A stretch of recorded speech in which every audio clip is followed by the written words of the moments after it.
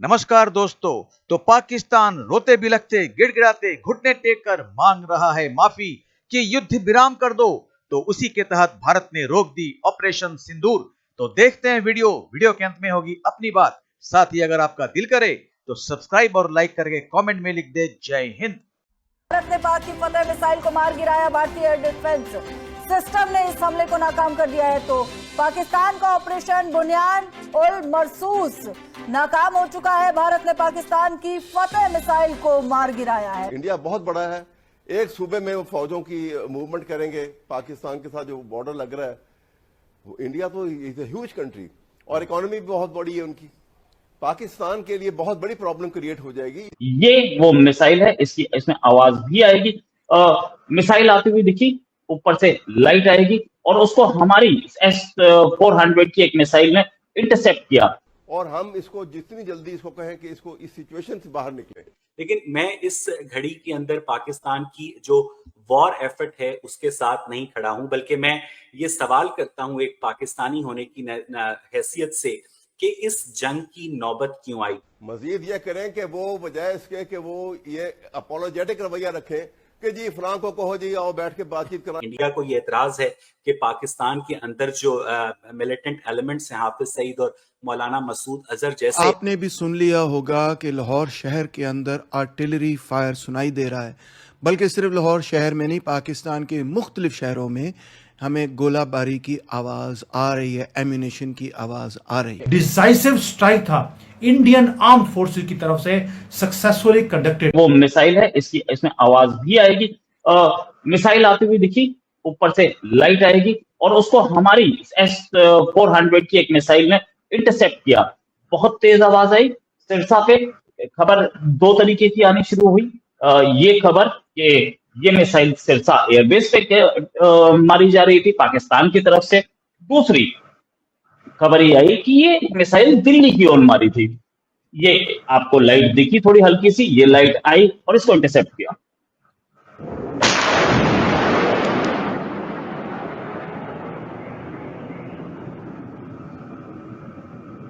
इस वक्त बहुत सारे लोग जो हैं मुझ पर तनकीद कर रहे हैं, मुझे गद्दार करार दे रहे हैं कि तुम्हें इस घड़ी में पाकिस्तान के साथ खड़ा होना चाहिए।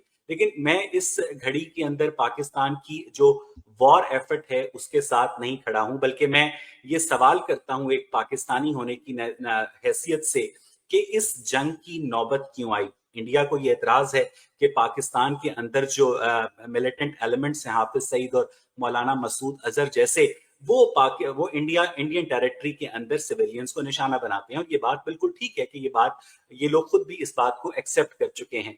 तो बजाय इसके कि इस बात पर पाकिस्तान शर्मिंदा होता, उन्होंने इन लोगों को अपना एसेट्स करार दिया। मैं अभी जियो न्यूज के ऊपर देख रहा था कि जनाब हमारी मसाजिद को जिन एयर बेसिस से निशाना बनाया गया, हमारे शाहीन उन एयर बेसिस के ऊपर हमला कर रहे हैं। ये वो मसाजिद नहीं थी, ये हाफिज सईद के, मौलाना मसूद अजहर के मराकज थे जहां पर दहशतगर्दों को तैयार किया जाता था।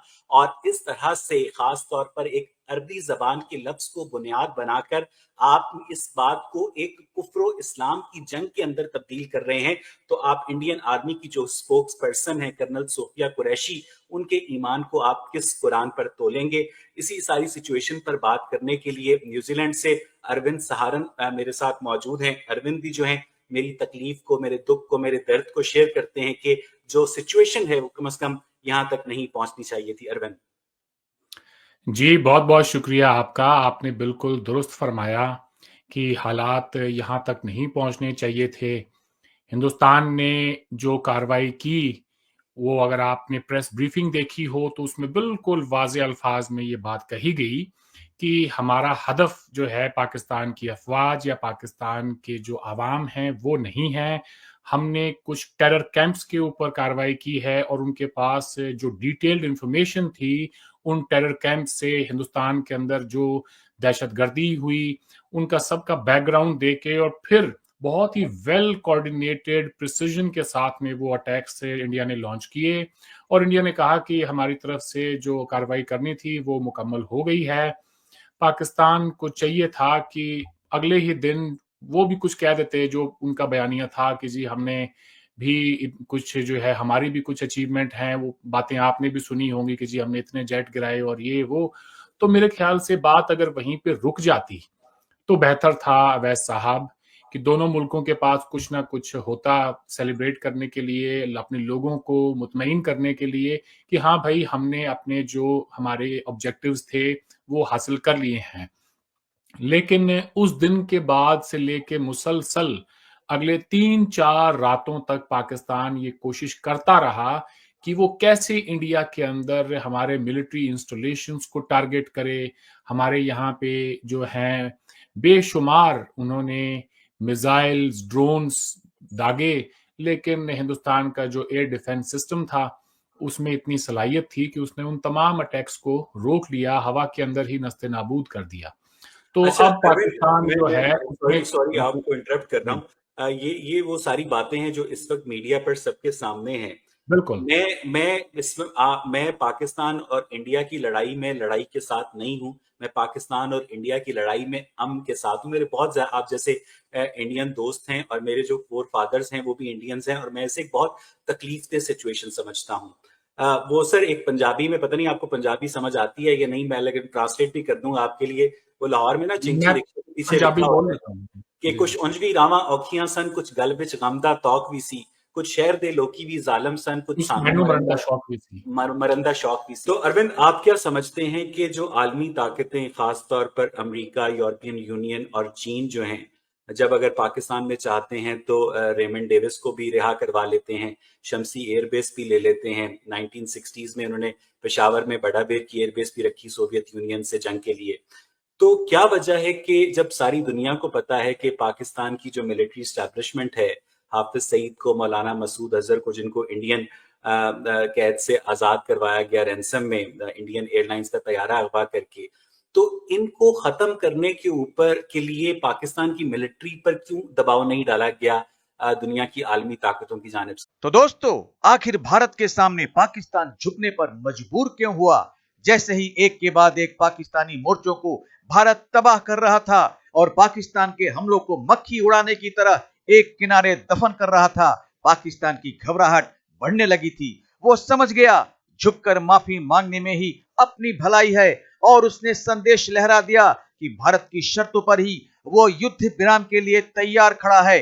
भारत और पाकिस्तान आज शाम 5 बजे से युद्ध विराम पर सहमत हो गए हैं। अमेरिकी राष्ट्रपति डोनाल्ड ट्रंप के इस घोषणा के बाद भारतीय विदेश सचिव विक्रम मिस्त्री ने युद्ध विराम की पुष्टि की और सबसे पहले आज ही दोपहर 3:35 पर पाकिस्तान के सैन्य अभियान महानिर्देशक या डीजीएमओ ने भारत के डीजीएमओ को हॉटलाइन पर कॉल किया और युद्ध विराम की भीख मांगी। दोनों देश किसी भी दिशा से, भूमि, जल या वायु, एक दूसरे पर आक्रमण न करने पर सहमत हुए।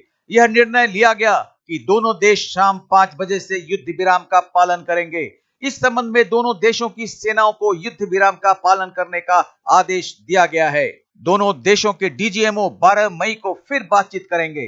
कुछ समय पहले ही अमेरिकी राष्ट्रपति डोनाल्ड ट्रंप ने दावा किया था कि भारत और पाकिस्तान संघर्ष विराम पर सहमत हो गए हैं। भारतीय विदेश मंत्री एस जयशंकर ने भी एक्स हैंडल पर पोस्ट कर संघर्ष विराम की घोषणा की। उन्होंने कहा, भारत और पाकिस्तान ने आज आपस में चर्चा के बाद सैन्य कार्रवाई और गोलाबारी बंद करने का निर्णय लिया है। भारत ने शुरू से ही आतंकवाद के विरुद्ध कड़ा और अडिग रुख अपनाया है। वह स्थिति अभी भी बनी रहेगी। हालांकि भारत ने शुरू से ही इस बात को सामने रखा है कि उसका एकमात्र उद्देश्य पाकिस्तानी धरती पर भारत विरोधी आतंकवादी समूहों और उनके ठिकानों को नष्ट करना था। भारत ने पाकिस्तान में किसी सैन्य, नागरिक बुनियादी ढांचे या स्थान को निशाना नहीं बनाया। भारत ने स्पष्ट शब्दों में कहा कि किसी भी समय भारत पर होने वाले किसी भी आतंकवादी हमले को युद्ध की कार्रवाई माना जाएगा और मरता क्या ना करता। इसके तुरंत बाद पाकिस्तान ने युद्ध विराम का प्रस्ताव रखा, जिसको भारत ने शर्तों पर मान लिया। तो आज बस इतना ही, मिलते हैं अगली वीडियो में। तब तक जय हिंद, जय भारत।